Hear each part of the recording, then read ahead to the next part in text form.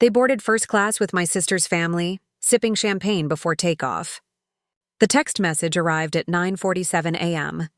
We all voted that she should stay. I didn't scream. I didn't cry. I did something far more permanent. 7 days later, their comfortable lives began to crumble like a sandcastle at high tide. It was supposed to be magical. Emma's first solo trip without her mom, 9 years old, practically vibrating with excitement, running on a dangerous combination of strawberry Pop-Tarts and pure adrenaline. She'd been checking her purple backpack every 5 minutes since dawn, convinced something might vanish if she looked away too long. Wireless headphones, a brand new sketchbook, and Mr. Whiskers, the threadbare stuffed cat she'd had since she was 3 and absolutely refused to leave behind, no matter how many times I suggested he might prefer staying home. My parents, along with my sister Rebecca's entire family, were whisking her off to Orlando. Disney World, Universal Studios, pool days, ice cream for breakfast, the full vacation experience. I'd requested time off from work 3 months in advance, but my manager denied it last minute. Budget cuts, they said. Critical project deadlines, they claimed.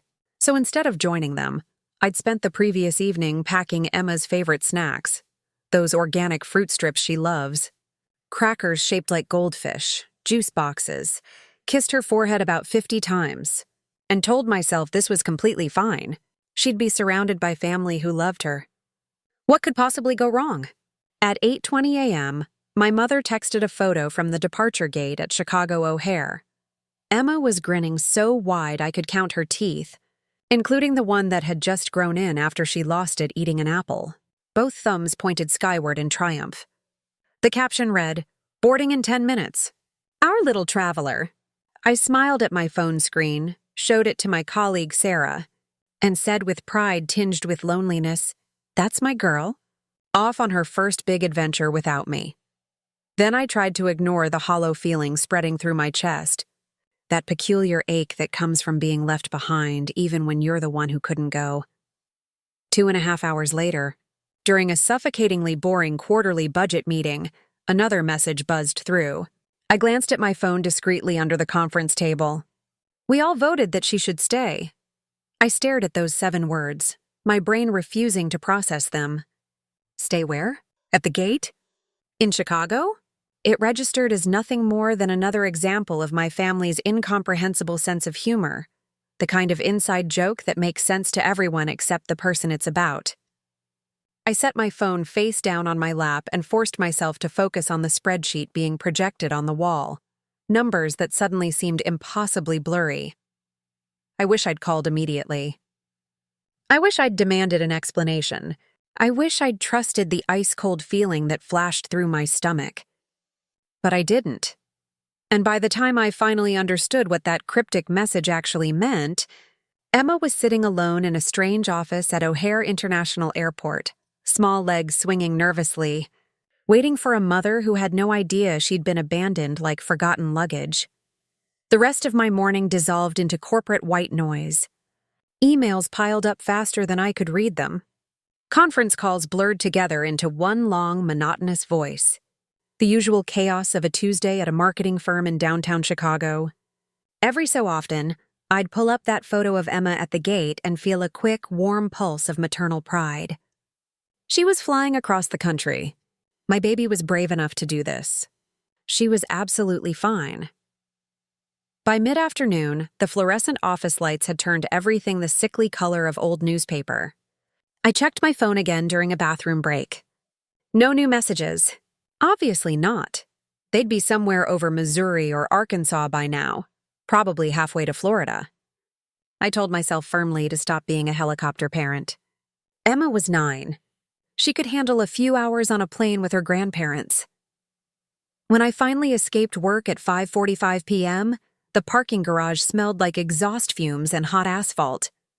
I unlocked my Honda Civic, slid into the driver's seat, and glanced one final time at my phone.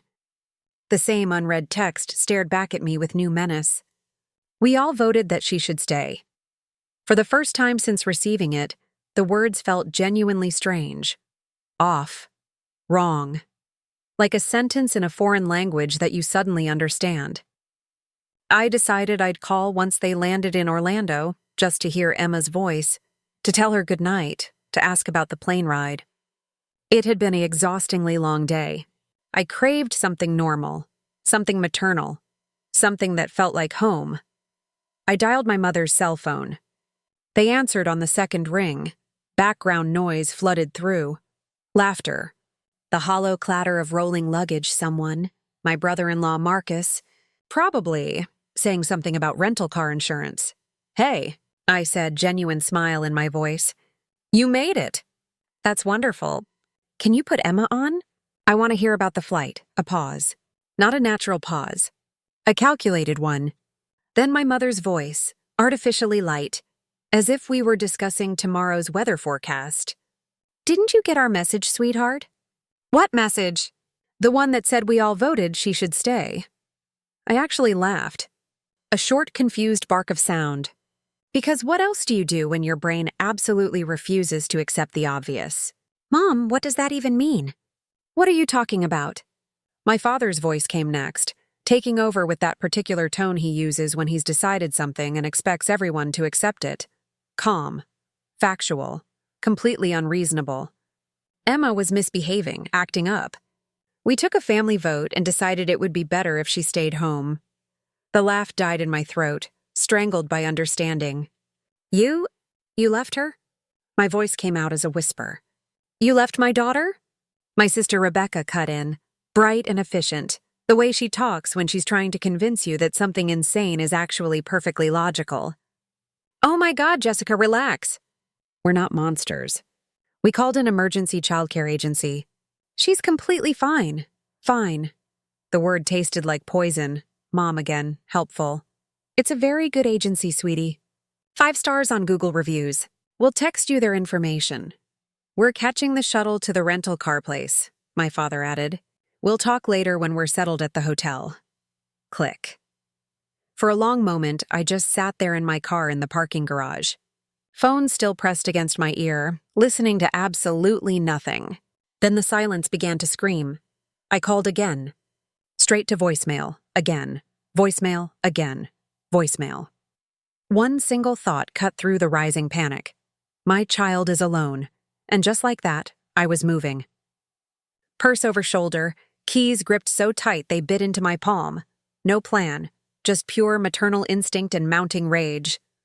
The information came through exactly 1 minute later, texted casually from my mother's phone. No explanation, no apology, just a link to a website and the name of an agency I'd never heard of before.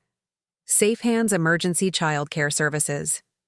When someone finally answered after 6 rings, her voice sounded bored and brittle, like she'd answered this same call 1,000 times today. "Safe Hands Emergency Childcare, how can I help you?" "My daughter," I said, fighting to keep my voice from shaking apart. "She was picked up from O'Hare Airport by one of your caregivers. I need to know where she is right now." More typing than talking. Keys clicking in the background. "Name? Emma Rodriguez. She's 9. She was picked up around..." I checked my phone, did quick mental math. "Around 11:30 this morning." More typing. An eternity of typing. "Okay, yes. The child has been collected and is safe. The assigned caregiver took her to their home address to wait for family pickup." "What's the address?" My voice was getting higher, sharper. "I need the address right now." Another pause. More clicking. "Sending it to your phone now." A text appeared with a street address I didn't recognize. I pulled it up on Google Maps. 45 minutes away, in a neighborhood on the south side I'd only driven through, never stopped in. No apology. No explanation. Just logistics. Just my 9-year-old daughter sitting somewhere strange while these people treated her like a misplaced package. I drove too fast. Way too fast. Streetlights smeared across my windshield like wet paint. The steering wheel felt slippery under my sweating palms. Every time I blinked, I saw Emma sitting in some stranger's house. Small legs dangling from a too-big couch, waiting for someone who never came. Wondering why her family had left her behind. The radio played something cheerful and meaningless. I turned it off. The silence was better. The silence matched my mood. Rush hour traffic on the Dan Ryan Expressway crawled like a dying animal. Every red light felt personal. Every slow driver felt like a conspiracy. I gripped the steering wheel and counted breaths. In for 4. Out for 4. The technique my therapist taught me for anxiety. It didn't work. Nothing worked. By the time I pulled up outside the address 47 minutes later, my pulse was hammering so hard I could feel it in my teeth. The neighborhood looked tired and forgotten. Cracked sidewalks, chain-link fences, one flickering streetlight that cast everything in sick yellow tones. The smell of damp concrete and distant garbage hung in the humid evening air. The house was a small brick bungalow with peeling white trim. I was halfway up the cracked walkway when the front door opened. A woman stood there, arms crossed, face set in an expression that said she'd already decided she didn't like me. "You the mother?" she asked. Not asked. Accused. Yes, I managed. She made a sound somewhere between a snort and a laugh. "You people have some nerve. She's been here all damn day." She turned her back to me, calling over her shoulder into the dim interior. "Hey, kid. Your ride's finally here." Inside, the place smelled like industrial-strength disinfectant barely masking microwaved dinners and stale cigarette smoke. The living room was small and cluttered. A TV played some reality show on mute, and there, on a sagging brown couch, sat Emma, backpack beside her. Mr. Whiskers clutched in her lap, eyes huge and glassy with unshed tears. When she saw me, she ran. I caught her mid-stride, nearly knocking both of us backward. She wrapped her arms around my waist and held on like she was drowning. "I was good, Mommy," she whispered against my shirt. "I waited like you taught me. I was so good. I held her so tight I was probably hurting her. You did everything right, baby. Everything right. This wasn't your fault." The caregiver hovered near the doorway, arms still crossed. "Nobody gave me your contact information," she said defensively. "I called the number the family left. It went straight to some voicemail that said the person wasn't taking calls. Tried 3 times. That was my mother," I said, still holding Emma. "Thank you for staying with her." She shrugged. "I'll send the invoice to the agency. They'll bill whoever paid for the service." "Right, of course. A bill for abandoning my child. We left fast." Emma clung to my hand all the way to the car, her small fingers wrapped around mine like she was afraid I might disappear too. The night air smelled like jet fuel from the airport flight path and approaching rain. She climbed into the passenger seat beside me. Usually she sits in back, but tonight I needed her close, still gripping my fingers like an anchor. Neither of us spoke during the drive home. The only sounds were the hum of tires on asphalt and her small, uneven breaths as she fought against crying. At home, Emma fell asleep on the couch before I could even untie her shoes. I covered her with her favorite blanket, the soft blue one with clouds, and sat beside her in the dark. She looked so impossibly small, soft brown hair spread across the pillow, Mr. Whiskers tucked under her chin. My phone glowed on the coffee table. I picked it up and read that text message again. "We all voted that she should stay." I read it over and over until the words blurred together, and I'd memorized every letter. They thought leaving her behind was a decision they'd get to forget. A funny story they'd tell at Thanksgiving someday. "Remember that time Emma got left at the airport? What a mix-up." They were wrong. In 7 days, they would understand exactly what it means to be left behind. I wish I could say what happened at O'Hare came out of nowhere. That it was shocking, unprecedented, completely out of character. But I'd be lying. It was just the loudest echo of something that had been building my entire life. 34 years of being the reliable one. The invisible one. The one who cleaned up everyone else's messes. If you grow up in a family like mine, you learn early that fairness is a myth. A fairy tale other families tell their children. I was the responsible one. My sister Rebecca was the sensitive one. That's family code for Jessica cleans up the disasters. Rebecca gets applause for surviving them. When we were kids growing up in our cramped 3-bedroom house in Aurora, I did homework at the kitchen table while Rebecca drew elaborate murals on the walls with permanent marker. Guess who got grounded? Hint, not the budding artist. Mom said it was because Rebecca was delicate, more fragile, needed extra understanding. Dad said nothing at all, which in our family's ecosystem counted as complete agreement. By the time I was 10 years old, I could make dinner for 4, fold an entire load of laundry, and accurately sense Mom's mood from 3 rooms away, based on the sound of her footsteps. Rebecca, at 7, couldn't pour her own cereal without spilling half of it, but somehow already possessed a PhD in getting exactly what she wanted. She'd cry, Mom would melt like ice cream in summer, and somehow I'd end up apologizing for something I didn't even do. Even back then, I understood the fundamental rule. Love was a limited resource in our house, and Rebecca had somehow secured the premium subscription.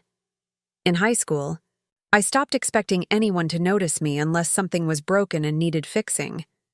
I became efficient, invisible, relentlessly useful. Teachers loved me. Coaches appreciated my dependability. Mom said I was reliable, which in her language translated directly to boring, predictable, not worth much attention. When college applications came around, the choice was brutally simple: get out or get stuck. My parents contributed exactly nothing except advice, expensive, unsolicited, and consistently terrible advice. "Don't get too ambitious, Jessica," Mom warned over dinner one night. "Men don't like women who outshine them. You'll end up alone." So naturally, I got as ambitious as humanly possible. Full scholarship to Northwestern, double shifts at a campus coffee shop, instant ramen for dinner 4 nights a week. The holy trinity of the overachiever from a working-class family. Meanwhile, Rebecca was finding herself, which mostly involved finding bars that didn't check IDs carefully, and boyfriends who paid for drinks and concerts. She majored in art, then psychology, then communications, then undecided, before finally dropping out entirely to marry Marcus. Marcus still lists his occupation on Facebook as entrepreneur, which remains charmingly vague. Entrepreneur of what? Mystery. Chaos. Other people's patience. When I graduated with honors and a job offer from a respected marketing firm, Mom's response was memorable. "So you think you're better than everyone now?" She said it at my graduation dinner at Olive Garden, loud enough that the table next to us heard. I didn't answer. I was too exhausted from climbing a ladder she refused to admit existed. Fast forward several years. I had a steady career, a mortgage on a modest house in Oak Park, and a husband, Daniel, who actually did his own laundry and understood the concept of emotional labor. Rebecca had 2 kids, Zoe and Aiden, a mountain of credit card debt that seemed to grow exponentially, and an absolutely supernatural talent for turning every personal crisis into a group project where I somehow ended up doing most of the work. Whenever her rent was late, her car broke down, her electricity got shut off, or she just wanted something expensive, she called me. "I hate to ask," she'd start, which always meant she absolutely did not hate it even a little bit. And somehow I always helped, because I was the good daughter, the one who fixed things, the one who made problems disappear. Mom loved to remind me of this, as if it was something to be proud of. "You make so much more money than Rebecca, sweetheart," she'd say, as if that completely ended any possible discussion. "It's nothing for you to help out family, nothing for me, everything for them." At first, it was manageable. Small stuff. Utility bills, birthday gifts for the kids, short-term loans that everyone knew would never be repaid. Then it escalated. Family trips where I paid the deposit, covered most meals, and absorbed all those, "oops, I forgot my wallet at home" moments. Rebecca called it generosity. I called it blackmail with better manners and no explicit threats. Then came the rental property situation, which should have been my breaking point but somehow wasn't. Daniel and I had bought a small 2-bedroom house in Berwyn as an investment property. Something sensible and adult. A fixer-upper we could renovate slowly and rent out. Before we'd even finished repainting the kitchen cabinets, Rebecca showed up at our door at 9 p.m. on a Wednesday, crying about her landlord, a broken lease, and nowhere to go. "Just for a few months," she promised through theatrical tears. "Just until we get back on our feet. Marcus has a big opportunity coming up." Rebecca's version of a few months could survive a nuclear winter. The promised big opportunity never materialized naturally. They moved in with all their chaos, paid approximately 1/4 of the already reduced rent we'd agreed on, complained constantly about everything from the water pressure to the neighborhood, and posted on Facebook about how some people who claim to be family are actually just greedy landlords who don't understand what family means. Guess who the greedy landlord was? Hint, not the tenants who weren't paying rent. Every single time I gently mentioned the overdue rent, Rebecca had a fresh new tragedy ready to deploy. A surprise dentist bill, a stolen laptop, a lost job that she never really had in the first place. And every single time, Mom took her side with the reliability of gravity. "She's doing her best, Jessica," Mom would say with that particular tone of disappointment. "Not everyone can be perfect like you. I was doing my best too. Apparently just in the wrong direction. The one time I tried to actually stand firm, to say no and mean it, Mom accused me of putting money above family, choosing greed over love. I wanted to scream that family had put me below money a long time ago, but sarcasm doesn't work on people who completely lack self-awareness. Then came the Florida trip, the supposed olive branch, the big family vacation that was going to bring everyone closer together. Rebecca proposed it during a Sunday dinner at our parents' house. "The kids would absolutely love Disney World," she said, eyes sparkling with an enthusiasm that should have warned me. "We'd all love it. But flights are insane right now and hotels are crazy expensive. Translation, clear as day to anyone paying attention. You pay, we'll go." I was drowning in work deadlines, managing 3 major client accounts simultaneously, with absolutely zero chance of getting time off approved. So when Rebecca offered to bring Emma along, she'll have so much fun with her cousins. It'll be good for her. I actually stupidly hopefully said yes. It felt like a solution. Emma gets her first real vacation. I get a week to catch up at work and maybe sleep for more than 5 hours. Everyone wins. I bought the plane tickets for all of them. I booked the hotel rooms. I even bought the matching family t-shirts because Rebecca insisted that matching family photos matter for memories. She meant her family's memories, her Facebook posts, her performance of perfect family life. Mom thanked me like I was donating a kidney. Rebecca said, "We'll take such good care of Emma. She'll have the time of her life." They took my money, my daughter, and my peace of mind, and managed to lose all 3 before their plane even left the ground. Looking back now, I shouldn't have been surprised. This was the pattern, just amplified. For years, decades really, I'd been the safety net, the walking ATM, the invisible backbone holding everything together. They'd trained me thoroughly to believe that saying no made me cruel and selfish, while saying yes proved I loved them enough.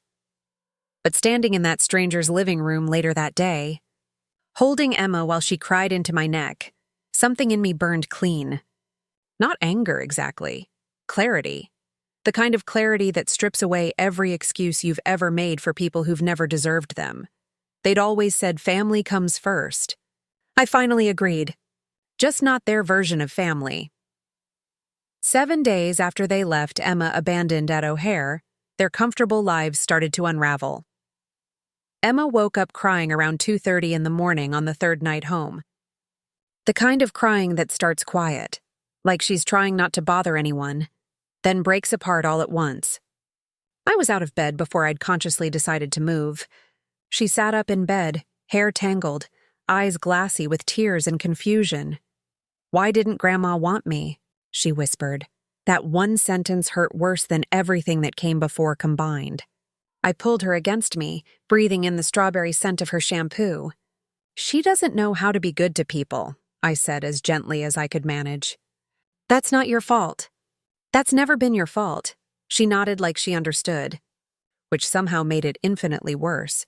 When she finally drifted back to sleep, breathing evening out and becoming peaceful again, I stayed awake, staring at the ceiling fan making slow circles above our heads. Every heartbeat felt like a countdown to something inevitable. By morning, the decision was already made. I just hadn't said it out loud yet. The house was still quiet when I got up just after dawn. Coffee burned slightly in the maker because I'd forgotten to clean it. Sunlight hit the pile of unopened mail on the kitchen counter like it was accusing me of neglect. Mr. Whiskers sat next to my phone, keeping watch. I scrolled through my messages until I reached the last one from my parents. We all voted that she should stay. Every time I read it, it felt more like a challenge. A dare. Daniel was in Boston for a business conference, so I didn't wait for anyone's opinion or permission.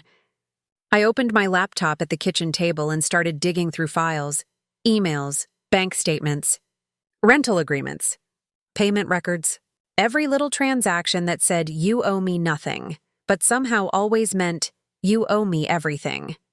Then a new notification popped up on my banking app. Another charge from the Florida resort. Room service ordered under my credit card. They'd actually ordered surf and turf dinners and expensive cocktails on my account, even after abandoning my daughter. I laughed. The kind of laugh that sounds like it might shatter something on its way out. Fine. If they wanted numbers, I'd give them numbers they couldn't ignore. By the time my coffee went cold, I had all the files arranged in neat rows on my laptop screen, like evidence at a trial. 36 months of discounted rent that was never actually paid, $54,000. The Florida vacation I didn't take, $3,500 emergency childcare services I never approved, $1,200. Total, $58,700. It wasn't even really about the money. Not truly. It was about the mathematics of disrespect. You could measure it precisely, down to the penny. You could prove it. That felt important somehow. I called Marcus Anderson, a lawyer friend Daniel had used once for a contract review. Calm, no-nonsense guy who sounded like he ironed his pocket squares. I told him I didn't need therapy. I needed a demand letter that would make them understand I was serious. He sent me a template within an hour. Keep it factual, he advised. Clean, professional, impossible to misinterpret. I'm very, very good at professional. I started with the header, outstanding balances and demand for payment. 2 phrases, polite as a slap across the face. I attached the signed rental lease, the bank statements showing deposits I'd made and payments they'd never made. Screenshots of Rebecca's endless promises to catch up soon. I swear. I added a detailed section about the Florida trip and the emergency childcare situation, being careful to stick to pure facts, no emotional language. Every line was a receipt for a favor they'd pretended was free. When I finished, I read it 3 times. No threats. No profanity. Just numbers, dates, and the pure language of consequences. I copied my parents on the email because secrets are how they've always won. Then I hovered my cursor over the send button. For just a second, my hands shook. Not from doubt, from adrenaline. From the knowledge that I was about to detonate. My entire family structure, click that. Sound was better than any applause I'd ever received. The kitchen was still bright with screen light when Emma appeared in the doorway, rubbing sleep from her eyes.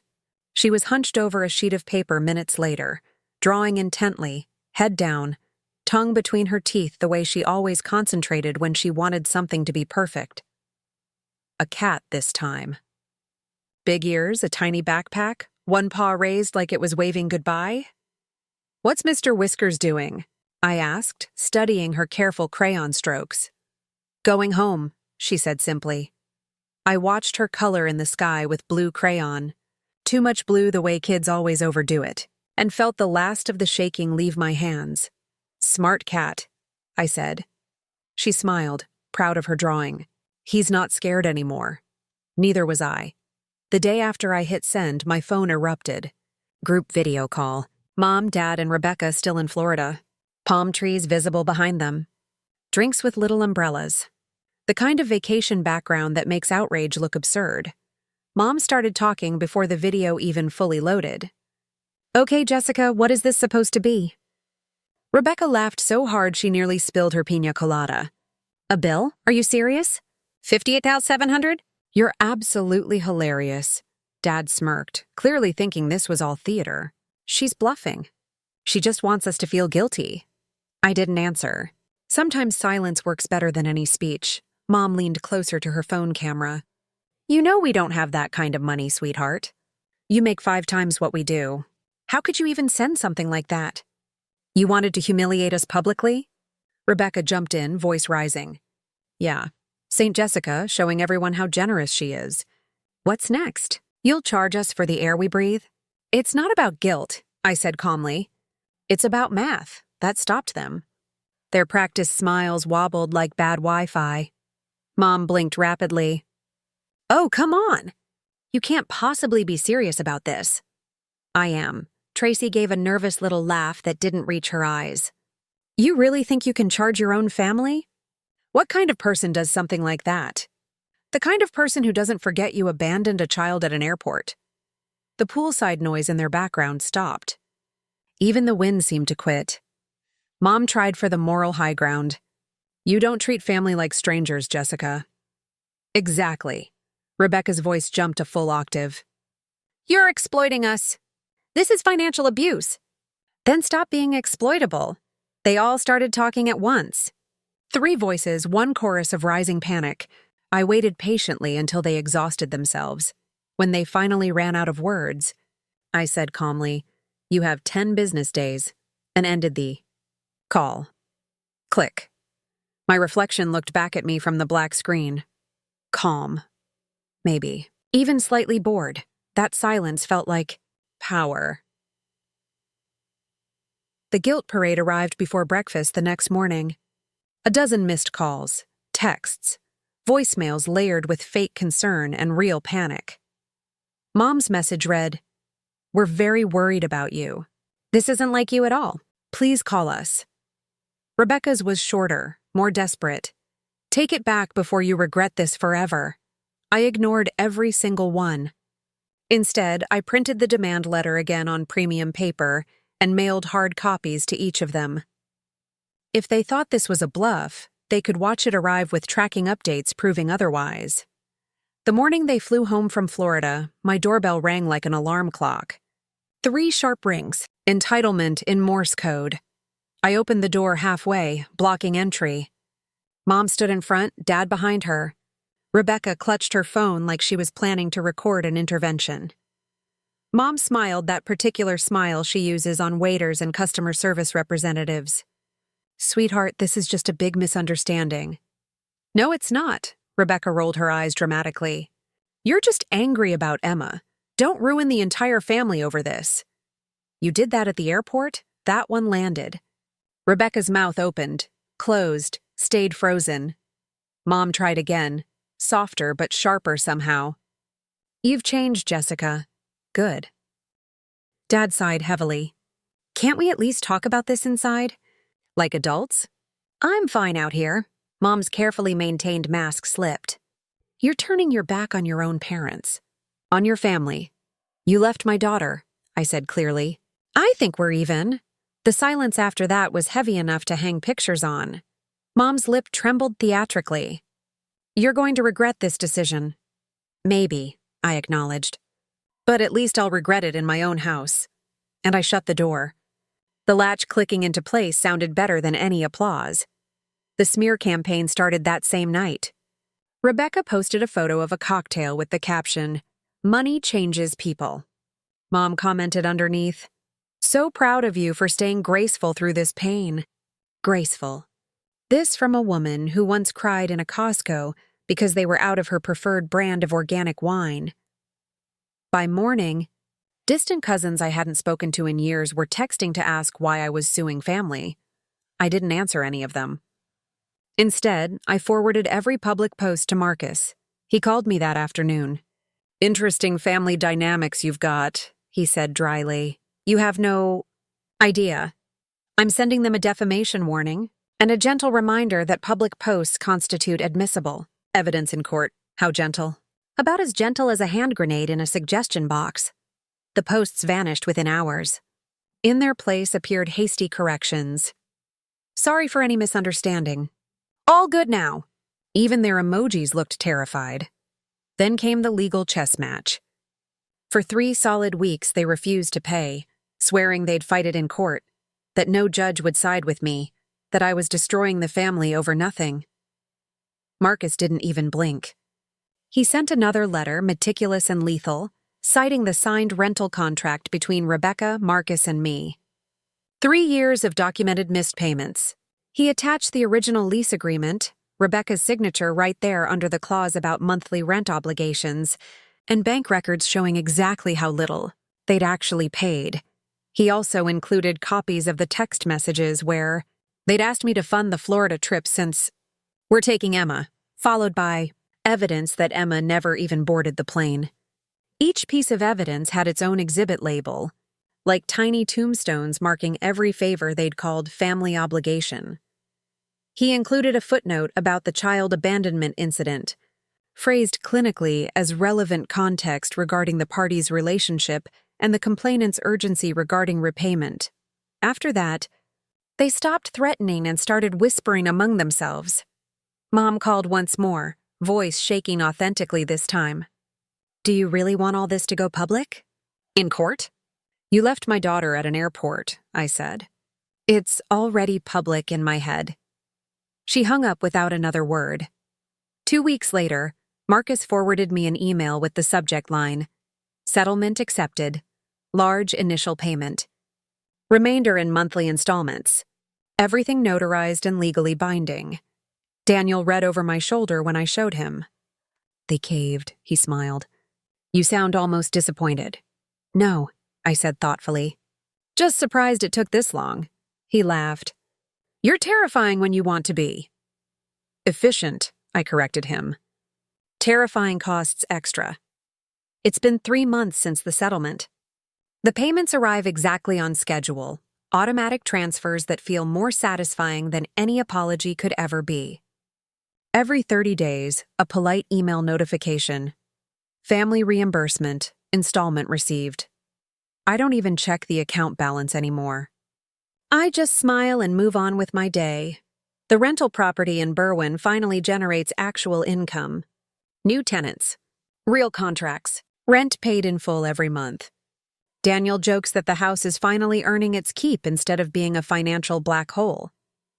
I stopped being the family bank and became an actual landlord instead. Strange how cold and practical suddenly feel like peace. With that steady rental income, Daniel and I both scaled our hours back a notch.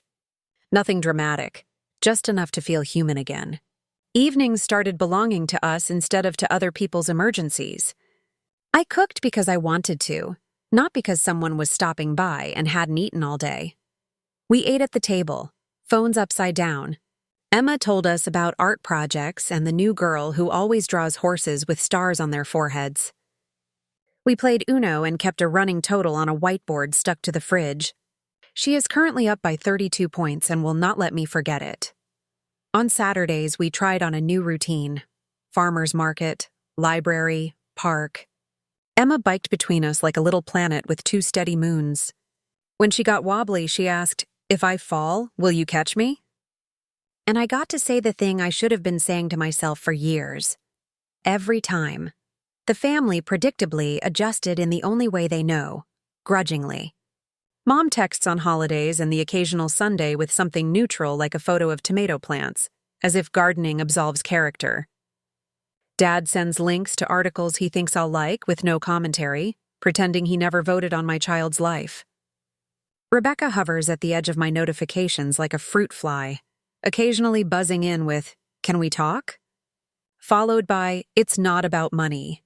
And then, always, "I'm proud of you for setting boundaries." Translation, she wants something and knows the old vocabulary doesn't work anymore. Once, she sent a very long apology drafted, I assume, by Google and shame. It was full of phrases like unconscious patterns and family of origin dynamics, none of which contained the words, "I left your daughter at an airport, and I am sorry." I didn't respond. Not because I'm cruel, but because I'm busy. Peace is oddly time-consuming when you're new at it. Besides, I'm done offering my attention as a consolation prize. One afternoon, a certified letter arrived addressed to Emma from my parents. Inside was a Disney gift card and a note that read, "For your next adventure, with Mom." It was the first time they'd acknowledged the obvious hierarchy. Emma first, with me. I tucked the card into a drawer we call Good Mail and told Emma we could plan a weekend at the water park in the Dells when school let out. She said, "Only if Mr. Whiskers gets a wristband." Done. Therapy helped, too. I booked a standing Thursday appointment with a woman who looks like she does triathlons for fun and asks the sort of questions that make your ribcage feel suddenly roomier. We talked about the difference between being needed and being loved, about how children in unfair families often become adults who mistake exhaustion for virtue, about the moment in the bungalow living room when something in me burned clean and didn't grow back. We also made a list titled, Things That Are Not My Job. Paying other adults' bills, managing other adults' feelings, translating cruelty into misunderstandings, turning abandonment into a mix-up, saving people from consequences they voted for. I keep the list in my notes app and read it when the old reflexes twitch. 2 months after the settlement, Mom tried one more angle. She invited us to a reconciliation dinner at her house. No pressure, the text read, which is how you know there would be pressure. We want to be a family again. I stared at the words for a long time, then typed back, We are a family. Ours is 3. I offered a counter-proposal. Meet at a neutral restaurant with a kid's menu and leave after 1 hour. They agreed. They were 15 minutes late. Mom wore her pearls and penance face. Dad ordered meatloaf and talked about airport delays like weather. Rebecca arrived last, breathless, making a show of hugging Emma, who tolerated it the way cats tolerate costumes. It was painfully civil. Nobody mentioned money. Nobody mentioned O'Hare. That omission sat between us like a 4th chair at a table set for 3. When the server brought ice cream, Emma asked if she could draw on the paper placemat. She sketched a cat wearing sunglasses and a cape, flying above a house with very small windows. "What's his name?" I asked. "Captain Home," she said deadpan. She slid the drawing across the table and added without looking up, "Some people don't know directions." If there was any justice in the world, a choir would have burst into song right then. We left after 52 minutes. In the car, Emma buckled herself and said, "That was weird." I said, "Yeah, it was." She thought for a second. "But we were together, so it was okay." It was the truest evaluation I've heard of any family gathering I've ever attended. Back at home, the porch became our favorite room. We'd sit there at dusk, Emma in the middle, Daniel on my left. Planes stitched silver lines across the sky. We made up stories about where everyone was going. "That one's full of gymnasts going to a secret competition," Emma said once. "And that one has a lady who used to help too much, but now she only helps when it's her job." I asked what the lady does instead. "Draws with her kid," she answered and handed me a marker. There were still aftershocks. One night at a school concert, a grandmother with the same perfume as my mother sat directly in front of us. For a second, my throat closed. Emma squeezed my hand without looking up from the program and said, "Breathe like waves." I did. In for 4. Out for 4. The technique worked that time. Maybe because it was my kid teaching me. And no, I'm not naive. Boundaries are not a vaccine. They're a daily practice. People test fences. People jiggle locks. Rebecca sent a message last week that read, "Totally unrelated to anything, but do you know a good dentist who takes payment plans?" I forwarded her the same list of community resources my therapist's office keeps updated for clients. She replied with a thumbs up and nothing else. Progress or just new choreography? Doesn't matter. The result is the same. My wallet stayed in my bag, my pulse stayed steady, my dinner stayed warm. At the 3-month mark, Daniel and I took Emma to the lakefront. She brought a kite shaped like a phoenix. The wind tried to be rude, but Emma was ruder. She ran until the kite yanked itself upright and shot into the blue like it had somewhere better to be. We laughed like the sound had been hibernating and just remembered how to move. On the walk back, she slipped her hand into mine. "Do you think Grandma and Grandpa love me?" she asked in that disorienting way kids have of dropping anvils into ordinary air. I didn't rush. "I think they love how things feel easy," I said. "Sometimes their love gets tangled up in that. That's not your fault." She nodded like it matched a truth she already knew. Okay, she said. Then, can Captain Home come to the water park? Absolutely. Here's what nobody tells you about drawing a line. It's less like building a wall and more like opening a door you didn't know you owned. You don't become harder. You become clearer. People will say you've changed, and they'll be right. You stop mistaking patience for goodness. You stop confusing silence for peace. You stop believing that love is a coupon you redeem by proving how little you need. They left my daughter behind. I left them behind. And for once, nobody followed. Not because they couldn't, but because I finally stopped leaving the lights on for people who never planned to come home, so… What do you think? Did I go too far, or not nearly far enough? Tell me in the comments. And if you're new here, subscribe for more stories like this. True, messy, and expensive in all the ways that count.